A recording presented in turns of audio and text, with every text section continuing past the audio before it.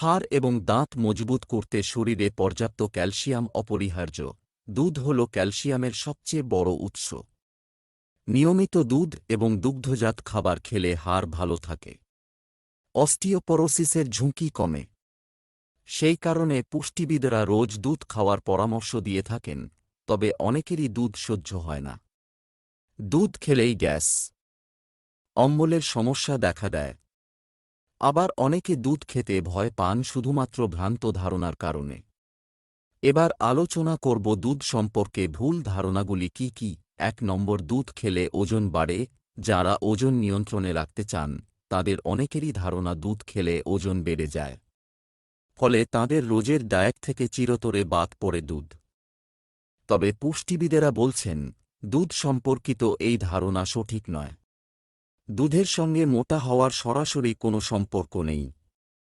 দুধ আপনার ওজন বাড়াবে কিনা তা নির্ভর করে আপনি কোন ধরনের দুধ খাচ্ছেন তার উপর। দুধের মধ্যে ফ্যাটের পরিমাণ কতটা তা খুবই গুরুত্বপূর্ণ এক্ষেত্রে। ফ্যাট ফ্রি বা ডবল টোন দুধ খাওয়া যেতেই পারে। তাছাড়া দুধের সরটা বাদ দিয়ে দিলে তাতে ক্যালোরির পরিমাণ কমে যায়। ২ নম্বর, দুধ বেশি ফোটালে পুষ্টিগুণ কমে যায়। অনেকেই মনে করেন দুধ বারবার ফুটিয়ে খেলে এর পুষ্টিগুণ কমে যায়। এটিও আসলে ভ্রান্ত ধারণা। দুধের মধ্যে উপস্থিত ব্যাকটেরিয়াগুলিকে ধ্বংস করতে খাওয়ার আগে তা ফুটিয়ে নেওয়া অত্যন্ত জরুরি।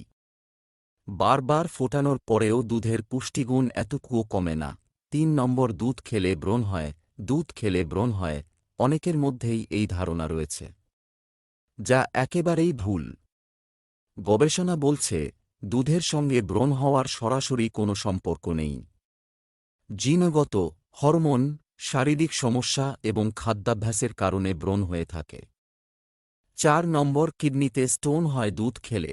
অনেকেই এমন কথা বলে থাকেন যে দুধ বেশি খেলে কিডনিতে পাথর হয়, কিন্তু চিকিৎসকরা জানিয়েছেন কিডনিতে স্টোন হওয়ার সঙ্গে দুধ খাওয়ার কোনো সম্পর্ক নেই।